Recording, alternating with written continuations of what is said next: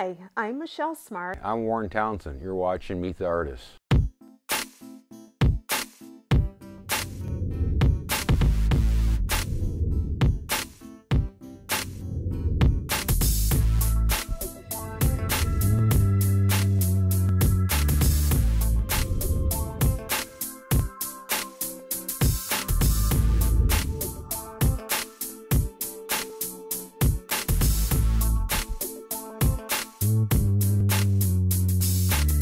Welcome to Meet the Artist, the show that features Michigan-made art by Michigan-made artists.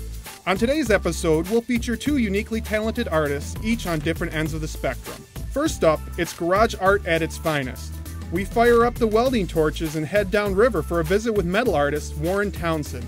And later, we head to Oakland County to take a look at the craft of fused glass art with Memories in Glass founder and glass artist Michelle Smart. Don't go anywhere. When we get back, we take you to the artists themselves to get an exclusive inside look on Meet the Artist.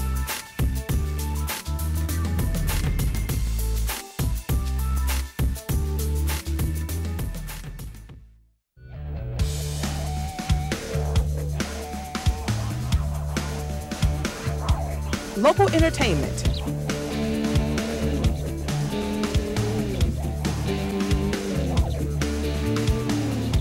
Local sports. Local events. It's local, it's Michigan, it's Comcast. They're all exclusively yours on Channel 900.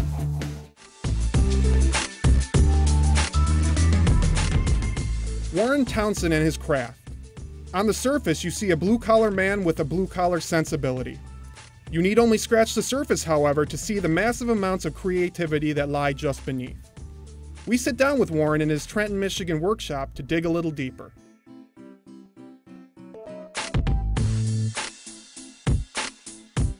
My name is Warren Townsend, and I'm a metal artist.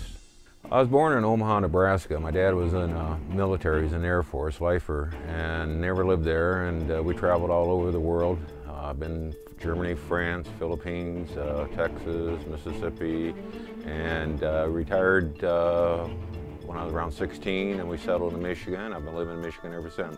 I don't think I was an artistic child. Back when I was growing up, you didn't really recognize kids that much in that direction. I was always playing around a little bit, doing stuff, being like recess. Instead of going outside, I'd stay inside and draw on the chalkboard maybe. Some stuff like that, but really didn't do a whole lot when I was young with art. I first started working with metal probably when I was 16 in welding classes at high school, and learning how to weld, and I already knew how to weld a little bit. My grandfather was a blacksmith out in Nebraska, and I used to go to his shop and watch him, and so I was always interested in metal then, and so I took the welding classes, and when we had some scrap laying around, I'd make something out of metal, a little art piece, a little bookshelf part or something like that. I really didn't have any specific training when I grew up. I did after I started doing some art. I started taking some art classes. I would go to the community college, taking classes in drawing and paintings, and some blacksmith classes and some metal shaping classes, and just trying to get my overall roundness and about art, and trying to understand it better so that when I make something I can look at it and learn about perspective and how things should go and flow a little better. Perspective is always important because a lot of my stuff is 3D, so you gotta get the depth into it and overall dimensions correct so everything kind of flows correctly on you. Even though I wasn't working full-time at it, I was always still going to a little bit of art shows and selling stuff in that direction. I was doing commission work for people, so that I was always involved with it. I used to make some of my personal stuff too. I'm always kind of a realism type artist where I make a lot of animals and trees and so forth. I'm not into abstract type items. Really haven't made a career of it until, let's say, about 3 years ago when I got laid off and kind of took a early retirement. But when I was younger, back in the early 70s when I first started doing it, I knew then that I wanted to do it. I started investing in tools so I could make stuff. I kept working in that direction, and I was never able to to make a whole lot of money because I was more of a family man and trying to keep a good job to raise the kids and the family and everything. Back when I was a kid, we didn't have the video games and everything. In fact, TV was in black and white, like watching Kangaroo in black and white. You didn't know Mr. Green Jeans actually had green jeans on, and so we had to do a lot of imagination. And the kids in the neighborhood, one kid used to be Superman and put a towel around his neck and fly. The other guy was an airplane, and I had these old aviation goggles that were my dad, and I used to put those on, and I'd pretend like I was a bird. I'd go to jump up off a ledge, usually just a curb, and I'd get my feathers. I'd fly around with my aviation goggles on, and that was fun I used to have when I was a kid. When I was young, around 17, 18, whatever, that did found objects, and they were always in a mall and displayed in this window, and I used to go over there and look at those and study them, how he made it and how he took the little found objects and made art out of it, and that's how I kind of influenced me a little more to get making my stuff out of found objects, and it's kind of got me going a little bit, thinking in that direction of what I could do. Not really any other art that I really looking at much. I mean, I do look at some paintings and so forth, sometimes just to look to see how people get their colors together and the depth in a piece from being just flat and bringing it out. I like that a little bit sometimes, looking at that. The largest piece I did was a tree for a church. It was the Tree of Knowledge, the Adam and Eve tree, and it was 10 foot by 10 foot. It was made out of copper with brass leaves, and had some apples on it that I raised and made apples, and then had a big snake running on down a branch, and that was the largest piece I did. Commission work can be fun because one thing you got income coming in. Another thing though is that you're working at timelines. Then it depends on the client. If the client's wanting to just go make this for me, it's nice. If your client wants every input on it, wants to check every week with you doing it, then it gets kind of tiresome. You kind of tell the client, go somewhere else. Let me work and let me do my own thing. Let me put my own soul and heart into this. Sometimes people have a vision that they think you can do anything, and you have to tell them, well, no, you can't make that way. It's not going to look right. You're not going to have structural strength in it. It's going to fall apart or whatever, or you just can't do that with the metal. You can't. Some things you cannot do, and it's hard to people realize that. If I had a superpower in order to do my art, it would be able to touch metal without getting burned. I mean, it's nothing like melting your skin. It's something that always happens. I don't care how careful you be, but it'd be nice if you had skin that wouldn't melt.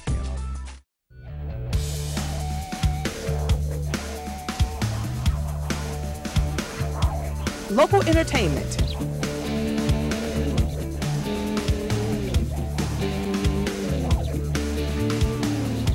Local sports. Local events.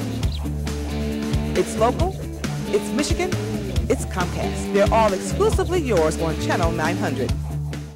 Hi, I'm Warren Townsend. You're watching Meet the Artists, the show that features Michigan-made art by Michigan-made artists.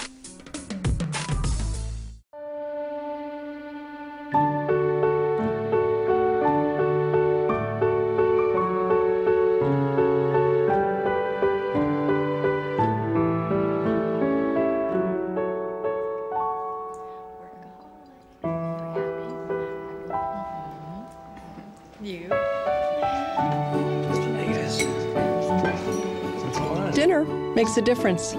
Learn more at casafamilyday.org.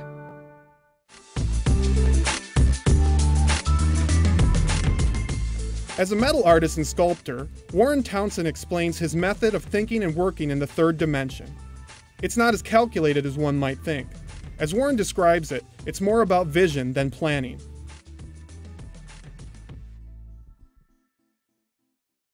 Being a metal artist, I kind of think and dream in metal. And when I see something, I think about, well, how can I make that in metal? What type of metal do I want to use? What type of techniques do I want to use? How do I want to do the finish on it?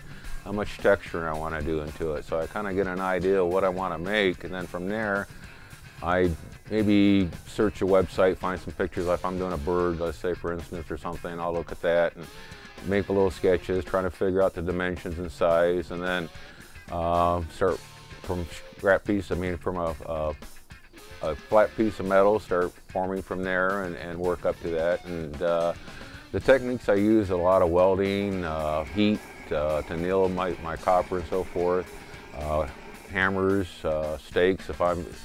I'm very diverse. I work in a lot of different areas, so I'm not just one artist that just makes just a one type of metal sculpture. I do various things. I make my hollow vessels, I make my welded direct metal sculptures, I make other sculptures out of copper and so forth. So I kind of vary a lot in my techniques, because I'm always trying to find a new technique to be a little different, something to be unusual about it. Different materials have different properties that you can work with.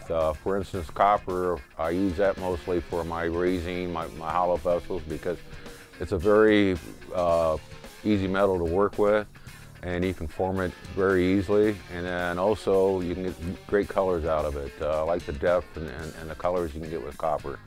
And also with copper, I can make an outside piece, and after I patina it and I put a lacquer on it, it can be outside. My still pieces, I kind of use those for inside because of the rust. No matter what you say, you can't protect steel from rusting. It's going to rust on you sooner or later, so I try to keep those pieces inside.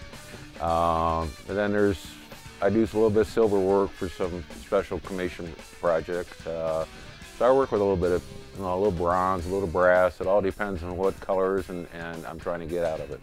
To get inspiration for a certain piece, I just kind of, today I want to make a horse, let's say, because I saw a horse or something, like my blue heron.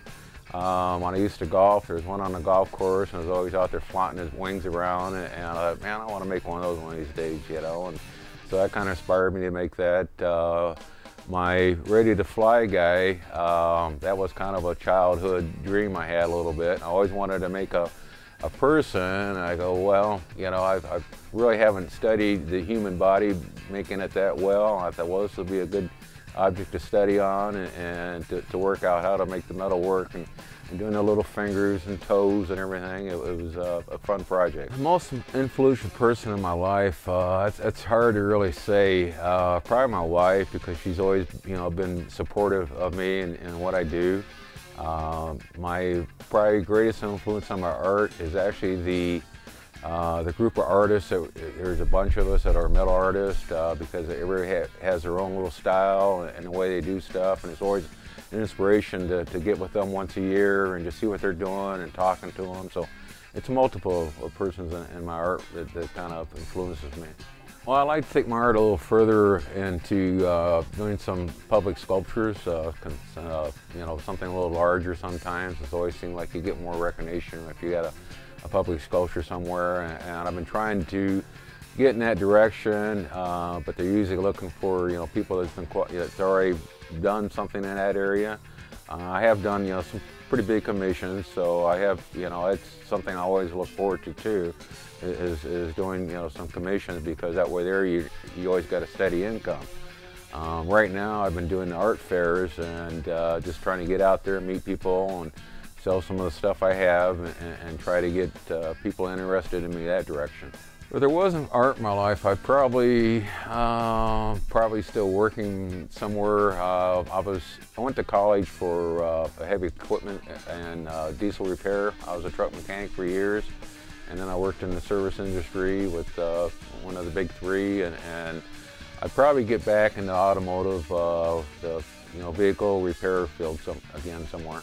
If I had to advise somebody on being an artist, first thing I would tell them is don't worry about making any money. You try to create what you want to create, and if people buy it, you know, that's a bonus. But you know, some people just make, you know, they do paintings just to sell and whatever. And back when I was doing art fairs when I was young, I used to make stuff just to sell, and it gets really boredom. You're not being creative, you know, so just let yourself flow. Have somebody with a bankroll behind you, you know, get a sugar mama or sugar daddy or something like that to sponsor you and have fun making your art.